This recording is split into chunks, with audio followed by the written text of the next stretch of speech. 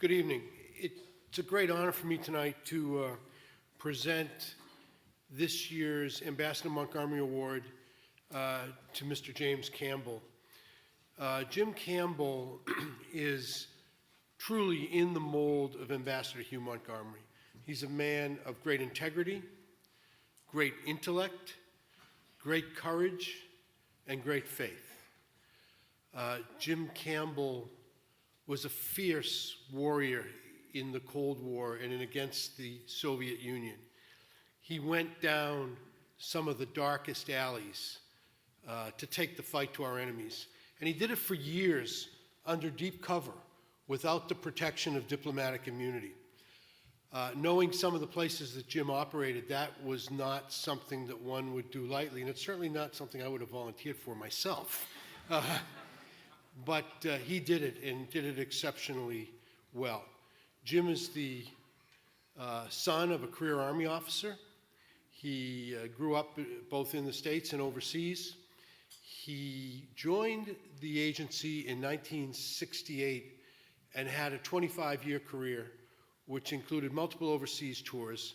And he rose to the senior ranks of CIA, having held positions as senior COS and as the Deputy Director for our Office of Technical Services, which provided technical support to agency operations around the world. And last, and perhaps most importantly, Jim and his wife of 54 years, Jim achieved the really exalted status as patriarch with 5 children, 11 grandchildren, and now a great-grandchild. It gives me a great deal of pleasure to present this award to this year's recipient, a man who I consider a colleague, a friend, a mentor, and a role model, Mr. James Campbell.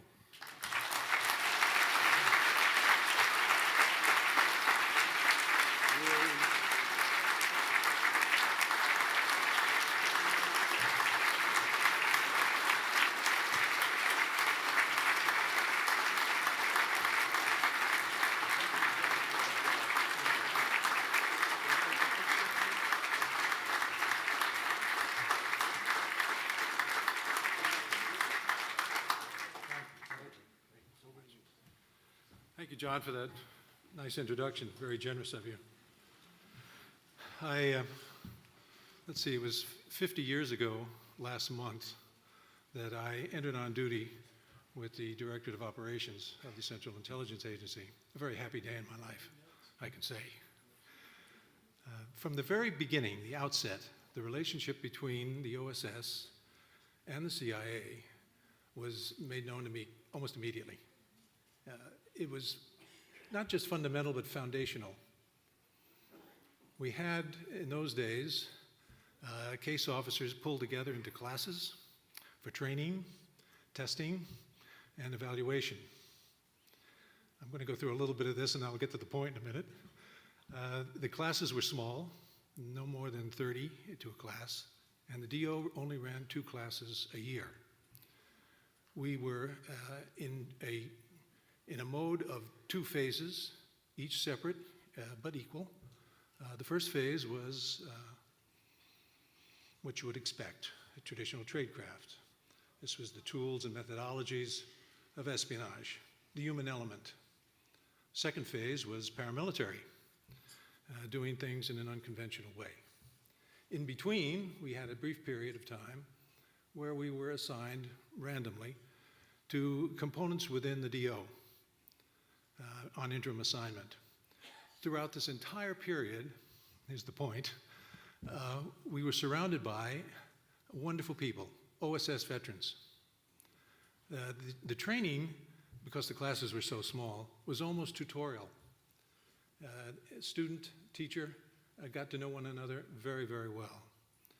It was a remarkable experience for me as a young man taking on this new career, to be trained by people who were not giving us theory. They were training us to do things they themselves had done. What could be better? What a treat. It's a tough act to follow, Mr. Polinsky, but there were a couple of people that stand out in my mind that I want to share with you tonight. One was a woman whom I met when I was on interim assignment in the Africa Division. who had a facility for languages which was just extraordinary. At the time, her responsibilities were to manage intelligence flow from highly productive stations in Africa, but at the same time, to manage the office that she was running. She worked very hard, most weekends, long hours. Yet she had enough time on her own and of her own initiative to compile a Swahili English dictionary with a companion phrase book focused on operational conversations that you could take with you. When I left her presence, she was working on one on Lingala, Swahili and Lingala being the common languages of many people of East and Central Africa. A handy thing to have in your kit bag if you're headed out that way. I eventually got there. The other was a man I came to know over many years, wonderful fellow. He was operationally active until the mid-1980s. Terrific man. He started out as a 21-year-old from the Bronx in the highlands of Burma with the Kashin tribes, ambushing Japanese army patrols, interdicting supply lines, raiding their supply depots. He was as adept at that as he was seated at a piano, playing Gershwin or Chopin or Brahms, or designing his own needlework tapestries, if you can believe this. He taught himself conversational Amharic as he was being posted to Addis Ababa. Remarkable fellow. These are just two of the kinds of people that, and I know Mr. Polinsky was very much in this mold, who were beyond the norm and who made an impression on all of us as young troopers. Although they had very independent ideas, there were several things that they had in common, and they shared with us. The first, as you might suspect, is a deep-seated and personal love affair with this country of ours. They knew it, were proud of it, they were great patriots, wonderful people. The other was a modesty about the things that they had accomplished, some of which were quite prodigious.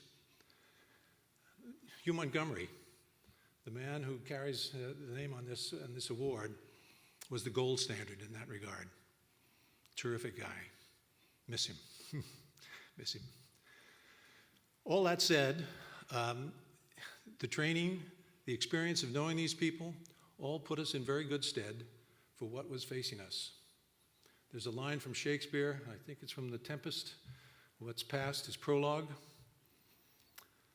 The dangers and the evils that confronted William Donovan and the OSS in 1942 have a striking resemblance to what we're facing today in 2018.